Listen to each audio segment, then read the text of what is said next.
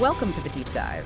We're here to really get into the weeds of military doctrine, turning complex concepts into, well, usable knowledge for professional planners. That's the goal. And today, we're tackling a big one, defensive operations.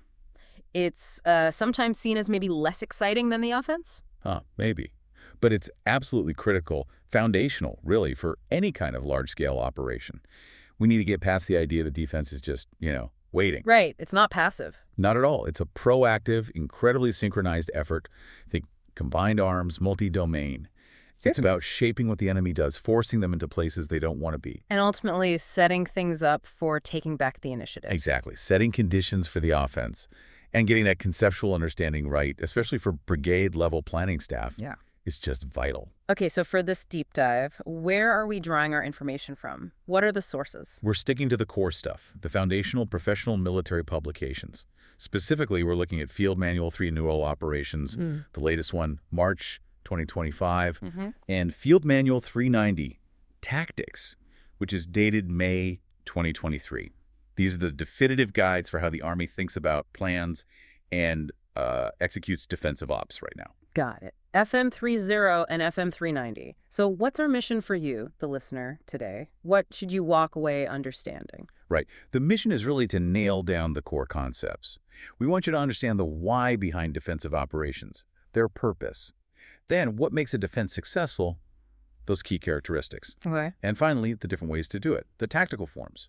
Area defense, mobile defense, and retrograde. We need to be clear on what each one is and, critically, when you might choose one over the others. All drawn straight from those manuals. No personal opinions, just pure doctrine. That's the plan. A solid conceptual foundation for tackling tactical problems. All right, let's start with that basic question then. Why defend? You mentioned it's not passive, but, from the outside, it often looks like you're just reacting, maybe even losing the initiative. That's a common perception. But doctrinally, it's viewed very differently.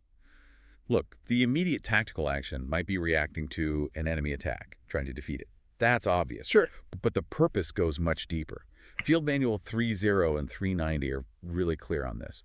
One of the primary reasons to defend is simply to gain time. Gain time. How critical is that, really, in today's environment? Oh, it's huge. Absolutely massive. Think about what time buys you.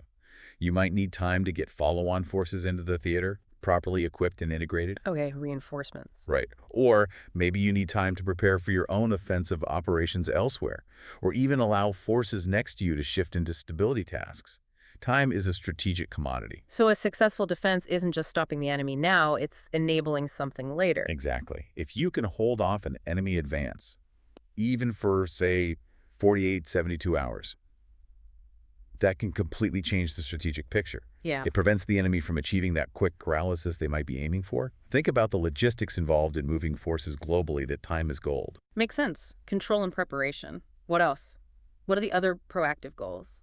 Well, closely linked to gaining time is developing conditions favorable for future ops. Like setting up for the counterattack. Precisely. The defense is often the necessary setup for the counterattack that actually regains the initiative. You can't just launch a counterattack from nowhere. The defense creates that opportunity. Okay. Then there's retaining decisive terrain, or denying a vital area to the enemy. You might give up ground elsewhere, but some places, key infrastructure, critical lines of communication you have to hold. That's a clear defensive purpose. You wouldn't just let them walk into a major port city, for example. Absolutely not. Defending that becomes a primary mission. You also mentioned accepting risk. Economy of force. How does that fit in? Right. Economy of force is a key principle here. The defense lets you achieve that. Maybe you defend in one area with, let's say, fewer forces, taking a calculated risk. Stretching thinner there. Exactly. Stretching thinner, maybe accepting more risk in that sector, specifically so you can free up combat power, your tanks, your best infantry, for an offensive push somewhere else that's more decisive. It's a trade-off. A conscious decision by the commander. A very conscious decision. And another purpose is to attrite or fix the enemy. Wear them down, bleed their resources, or simply hold them in place. Fixing them so they can't go somewhere else. Right. If you can lock down a powerful enemy formation in your sector, even if you don't destroy it completely, you prevent it from interfering in battles happening next door. You fix it, maybe attrite it with fires, setting it up for a later counterattack, perhaps by someone else. Okay, lots of proactive reasons. But Can the defense itself actually win the war or win decisively? That's a really important point, and the doctrine, specifically Field Manual 3.0, is pretty direct about it. Mm. Paragraph 146 says the defense cannot normally achieve a decisive victory alone. Normally. So there might be exceptions. Well, maybe extremely rare ones, but the principle holds.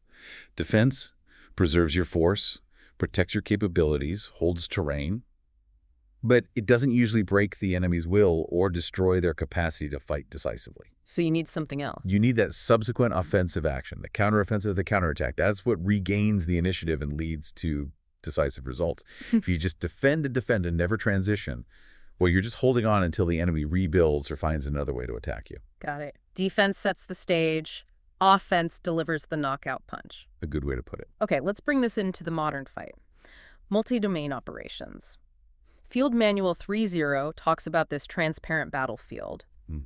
You can see the enemy better, maybe, but they can see you too, and they can test everything, air, cyber, space. How does that change defensive thinking? It changes it dramatically. That transparency cuts both ways, as you said. And peer threats are actively trying to disrupt us in every domain. So FM 3.0 highlights that our forward station forces, the ones often do the initial defending, need these stand-on capabilities. Stand on, meaning they have to fight where they are, even if cut off. Essentially, yes. They have to counter the enemy's own standoff approaches, their long-range missiles, their jamming. And often, these defending forces are, well, kind of isolated. They're exposed to those long-range fires. Maybe their communications are degraded, go completely jammed. That sounds incredibly tough, defending while isolated and under fire from hundreds of kilometers away. It is. The moment those long-range fires start raining down, the whole defensive calculus changes. If you're isolated, how do you even sustain the defense, let alone succeed? So what's the focus, then, for those isolated defenders? Doctrine says it boils down to two core things simultaneously. First, you still have to destroy the enemy ground forces trying to close with you, likely using integrated joint fires if you can get them. Okay, the immediate threat. Right. But second, and this is crucial in that environment, you have to protect your own critical capabilities and your lines of communication. Your sustainment nodes, your command posts, your fire support coordination centers. Because the enemy's targeting those with long-range systems. Precisely. If the adversary can take out your fuel dump, your ammo supply point, or your headquarters from 300 kilometers away, your frontline defense, no matter how well dug in, is going to wither pretty quickly. So for you planners listening, this means the defense plan isn't just about trenches and engagement areas anymore. Not at all. It needs a super resilient command and control setup, maybe multiple backups. It needs heavy emphasis on survivability measures, dispersion, hardening, camouflage, concealment, deception, not just for the front line, but for the support elements too. The purpose shifts slightly from just holding ground to ensuring the endurance of the entire force structure under attack from all domains. Okay, so we've talked about the why. Now let's get into the how. What actually makes a defense work? What are those key requirements, those characteristics of a successful defensive operation? And the first one seems like the most obvious, but maybe the most important advantage the defender has: preparation. Absolutely. Time to prepare is the defender's biggest trump card if you use it right. Field Manual 390 really hammers this home. It's not just about digging holes. It's using that time to thoroughly prepare the terrain, fortify positions, and this is critical, rehearse the operation. Rehearse, practicing the plan. Yes. For the planning staff, this means intense coordination. The operations folks, the engineers, intelligence, fires, everyone needs to be synchronized. Where do the fighting positions go? Where do the obstacles go? Do they support each other? Are the routes for the reserve clear? It's detailed work. And all that digging and building isn't just for protection, right? It's about messing with the enemy's plan. Exactly. You're trying to achieve tactical geometry that favors you. You use obstacles, both natural terrain features and man-made ones, to force the enemy to commit their forces piecemeal, break up their formations. Funnel them. Funnel them into your prepared engagement areas. You want to fight one enemy battalion with the massed effects of your battalion, plus artillery, plus air support, before they can bring all their power to bear on you. That requires really smart use of terrain and obstacles. And beyond the pointy end, the engagement area, preparation also means survivability, which sounds even more vital given what you said about long-range threats. It is non-negotiable now. FM 390 talks about continually building and improving survivability positions. Cover, concealment, dispersion, hardening where possible, improving routes, especially for your counterattack forces. Survivability is like insurance. It's exactly like insurance for the defense. If the enemy can easily spot you, target you, and hit you with accurate fires, doesn't matter how good your defensive plan is on paper, you won't last. And preparation isn't just local, right? It extends deep. Correct. You have to think deep. The defense involves constantly attacking the enemy before they get to your main line, using joint fires, Army aviation, long-range artillery, attriting their forces, disrupting their command and control, messing up their logistics as they advance. Hit them early, hit them often. Okay, so preparation is huge. But it's all for nothing if the enemy knows exactly what you've prepared and where your main effort is. That leads us to security and intelligence. Absolutely critical. The whole defense can unravel if you lose the information fight, your main security goal. Prevent the enemy from figuring out your locations, your strengths, your weaknesses, and crucially, your intentions. And that means counter-reconnaissance, stopping their scouts. Yes, but it's more than just stopping them. It's active. You need to actively delay and disrupt their recon efforts. Make them fight for information. Force their main combat forces to deploy earlier than they wanted, maybe into an engagement area they weren't expecting, because their recon couldn't give them a clear picture. How do you achieve that? Keep them guessing. Deception is key. Disciplined Operations Security, or OPSE, is fundamental. Don't leak information through easily monitored channels. And then, military deception. Field Manual 390 mentions using decoys, false battle positions, maybe even mimicking radio traffic. Dummy tanks, fake command posts. Exactly. If you, as the S2, the intelligence officer, can successfully trick the enemy into thinking your main reserve is over here when it's actually over there, or if they waste their first big push attacking a well-prepared but ultimately secondary defensive sector, you've already gained a massive advantage. You've won the initial info battle. Okay, this brings us back to that tension you mentioned. Modern warfare demands dispersion for survival against long-range fires. But defense seems to require massing effects to destroy the attacker. How do you square that circle? That is the central challenge, isn't it? The Doctrine emphasizes massing effects, not necessarily massing forces physically clumped together. You mass the results of overwhelming firepower onto the enemy. Okay, massing effects. How? The preferred doctrinal answer is defense in depth. Defense in depth. Explain that. How does it help resolve the mass versus dispersion problem? Okay, so defense in depth isn't just one line of defense. It's about forcing the enemy to fight through a series of mutually supporting positions, one after another. The key phrase there is mutually supporting. Meaning they can shoot to help each other out. Exactly. They support each other primarily through fires, not necessarily by being right next to each other. Your forward positions might be somewhat dispersed for survivability. But when the enemy hits one position, the fires from adjacent positions, plus your artillery, mortars, maybe close air support, all converge on that attacking enemy element. Ah, so the effects are masked even if the defenders are spread out. Precisely. And that depth gives you huge advantages. It buys reaction time for the commander to see what's happening and adjust. It gives engineers time to maybe repair obstacles or complete new ones. It lets your fire support shift targets effectively. And it stops the enemy from just punching through in one go. Right. It reduces the risk of a catastrophic penetration along an unexpected route because the enemy keeps running into another layer of defense, another belt of fire. It absorbs their momentum. Okay, so you've absorbed the punch, maybe fixed the enemy. Now you need to hit back. The counterattack. That requires a reserve force, right? The counterattack is the moment the defense transitions. It's where you potentially regain the initiative. And yes, commanders rely on their reserve force, held back in the main battle area, specifically for this. Its job is to halt an enemy attack that's broken through, destroy those penetrating forces, or launch the actual counterattack. What kind of force does that reserve need to be? Doctrine is very specific here. Field Manual 390 says the reserve must have mobility equal to or, ideally, greater than the enemy's most dangerous ground threat. If they're coming at you with tanks, your reserve needs to be able to move like tanks or faster. And punch like them too. And punch hard enough to counter that threat. It needs sufficient combat power. So what does that look like usually? Tanks. Attack helicopters. It can be a maneuver unit, like an armored or striker battalion. But Doctrine also really highlights the role of attack aviation helicopters. Why? Because they're incredibly responsive and lethal, especially against armored penetrations. Makes sense. Fast movers, big punch. But there's a caveat. The Doctrine explicitly warns against making attack aviation your only reserve. Why is that? Think about it. What if the weather turns bad? What if the enemy has really good air defenses in that area? What if your helicopters are needed for another critical mission somewhere else? You can't guarantee they'll be available. So you need a balanced reserve, usually grounded in a combined arms maneuver force that aviation can support. Okay, a ground component is still essential. Now, what happens once that commander makes the call, commit the reserve? What's the immediate next step for planning? This is crucial and easily forgotten in the heat of battle. Field Manual 390, paragraph 6225 is crystal clear. Once you commit your reserve, the commander must immediately start putting together a new one. Immediately, even while the first counterattack is still going on. Immediately. You cannot afford to be without a reserve. What if another penetration happens somewhere else? What if the first counterattack only partially succeeds?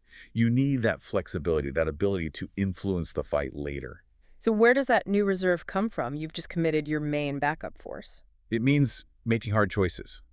You might have to pull forces from a sector that seems less threatened now, or reassign units that were doing security tasks. You have to reconstitute some kind of uncommitted force, even if it's smaller than the original reserve, to maintain operational resilience. Okay, we've covered the why and the what, the purposes and characteristics. Now let's get into the specific types of defense.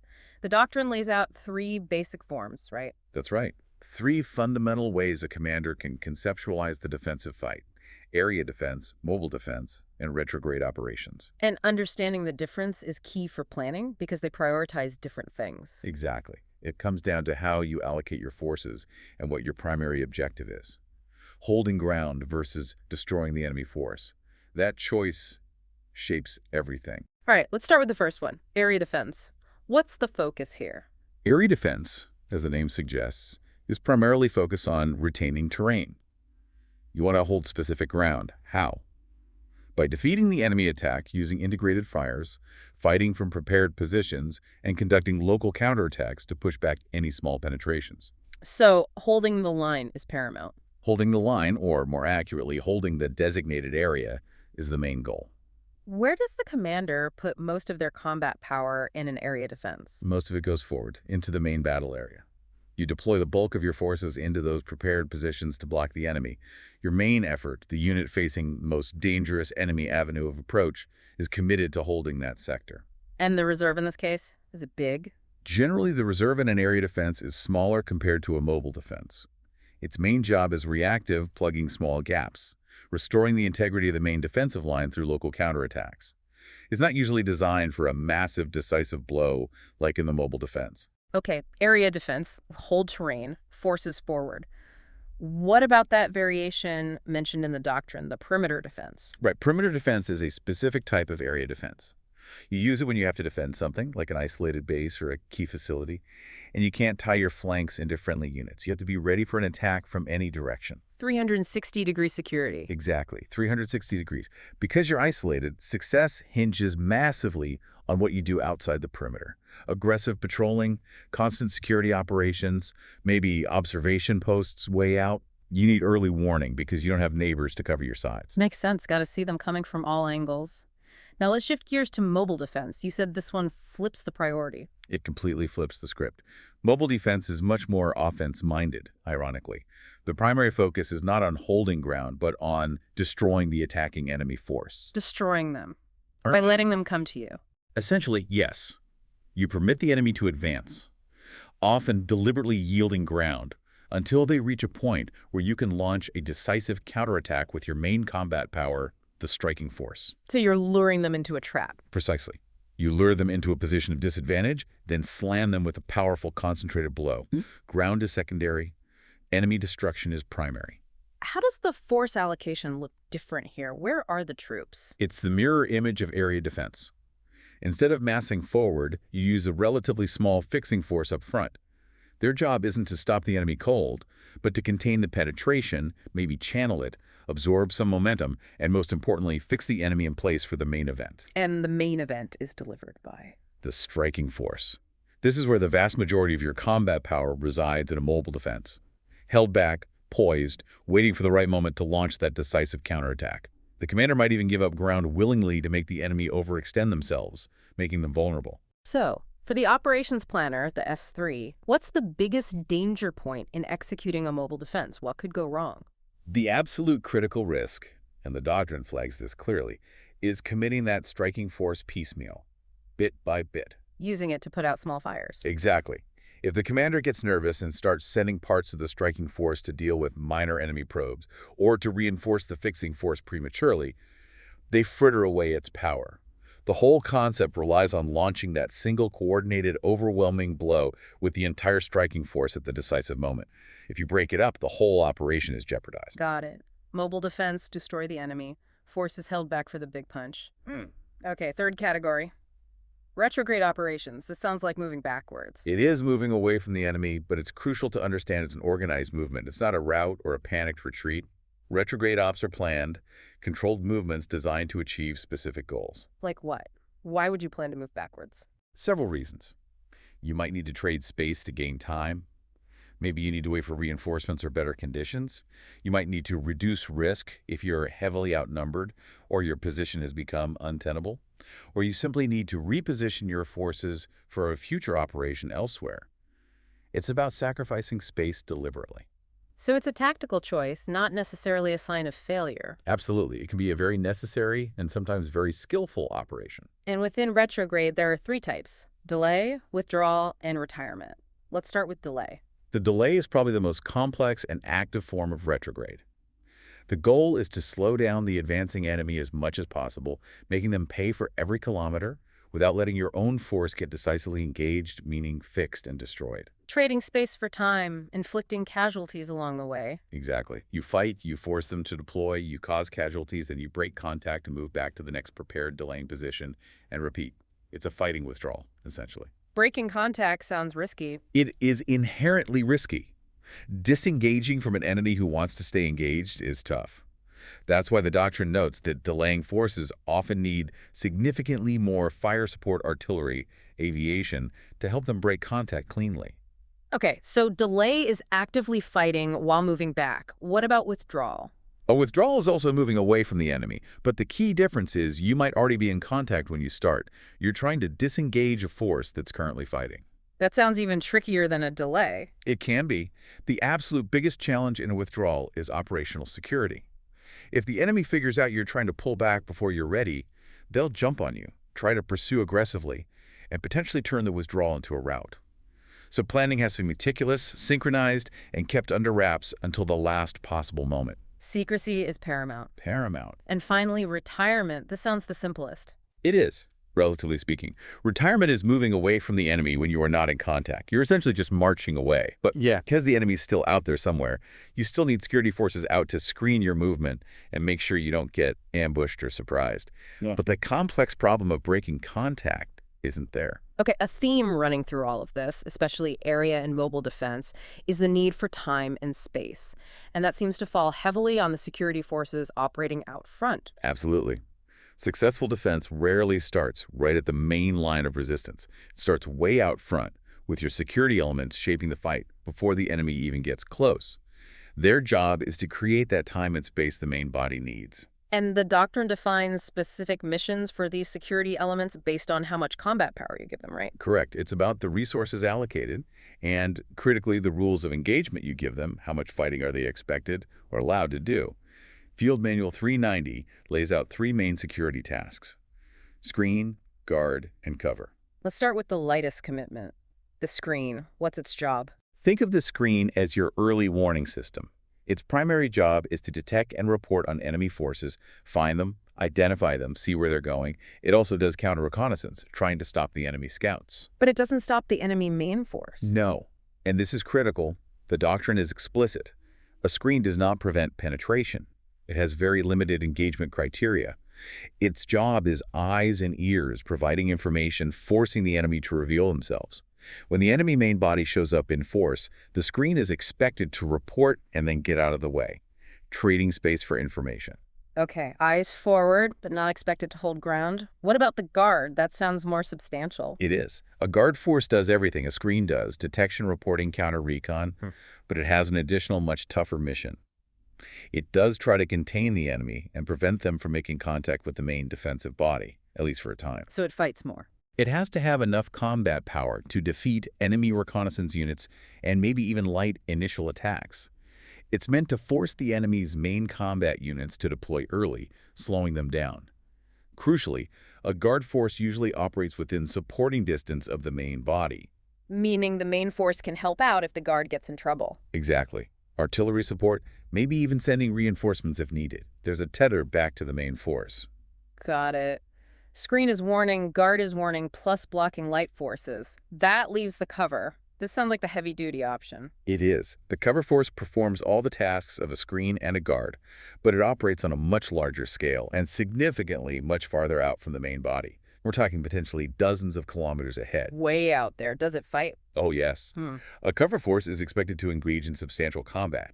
Its mission is to seriously disorganize the enemy, disrupt their attack plan, attrite them heavily, and buy significant time for the main body. It's a major undertaking. If it's operating so far out, can the main body support it? Usually not directly. The Doctrine states, a cover force typically operates beyond supporting range of the main body's artillery, and often beyond the range where ground reinforcement is feasible quickly. So it's on its own? Largely, yes. That's why a covering force is usually a large, powerful unit itself, often a reinforced brigade combat team, sometimes even a division task force. It has to be tailored to be self-contained, with its own engineers, its own dedicated fire support, its own sustainment, because it can't rely on immediate help from the main force.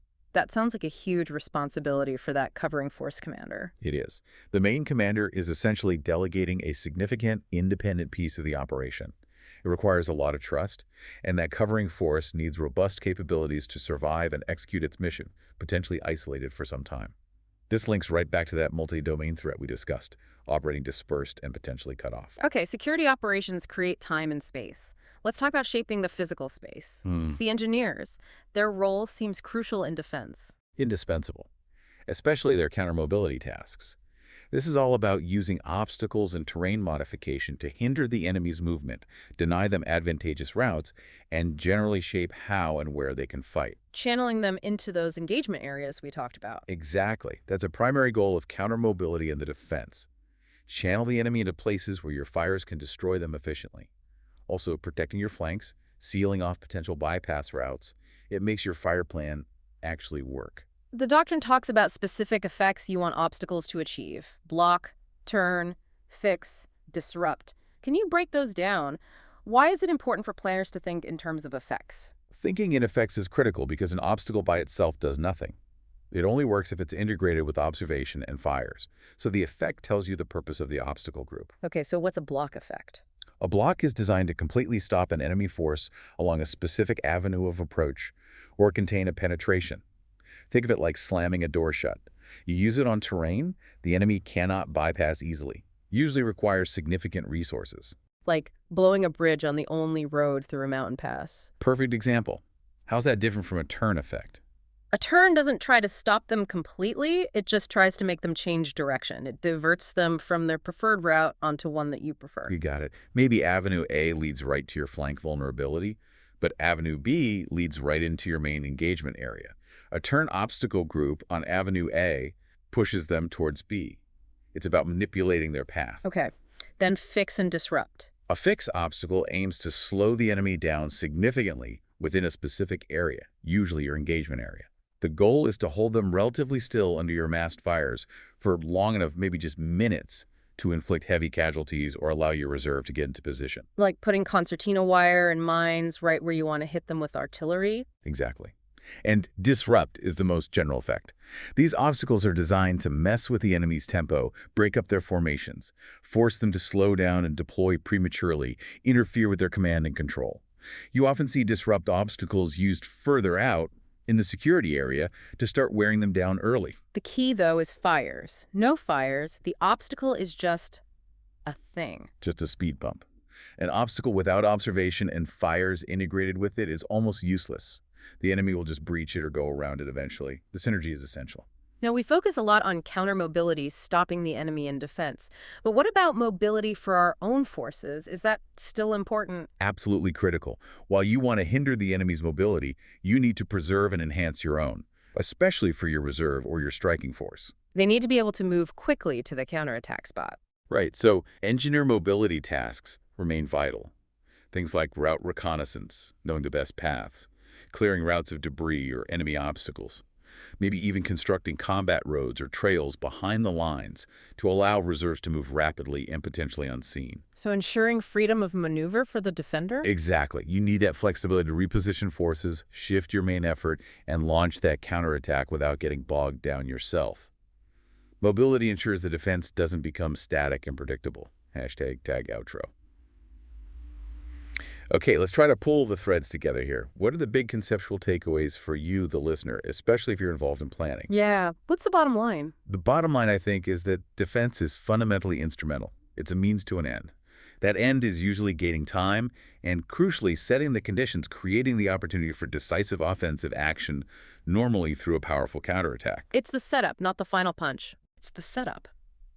And getting that setup right depends on a few core things we've hit hard. First, meticulous preparation in depth. Not just one trench line, but layers of mutually supporting positions designed to absorb the enemy's momentum. Second, Ruthless security operations out front. Using your screen, guard, or cover forces effectively to blind the enemy, deny them information, and force them into your engagement areas prematurely. and Third, the effective massing of effects. Not necessarily forces concentrating overwhelming firepower into those prepared engagement areas, often guided there by well-integrated engineer obstacles. the choice between area defense, mobile defense, or even retrograde. That's the commander's conceptualization of the problem. Yeah. Area defense.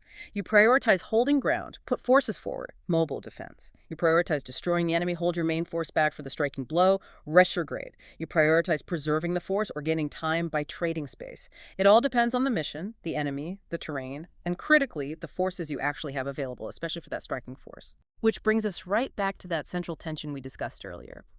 The modern battlefield, as Field Manual 3.0 points out, is incredibly lethal, especially with long-range precision fires. Being concentrated and static is asking for trouble. A massive vulnerability. Yeah. Dispersion is key for survival. But defense requires massing effects, particularly for that counterattack by the reserve or striking force. You need concentrated power at the decisive point. And there's the rub. The defensive imperative says mass effects, concentrate power to destroy the penetration. The survivability imperative says disperse forces to avoid being detected and destroyed before you could even act. So here's the final thought, the question for you to ponder. When you're planning the defense, especially the employment of that critical reserve or striking force, its assembly areas, its routes, its timing, how do you balance these competing demands? Do you concentrate the striking force early, maybe in a somewhat concealed assembly area, to ensure speed and synchronization when you launch the counterattack, but risk the enemy finding and hitting that concentration with long-range fires before you launch?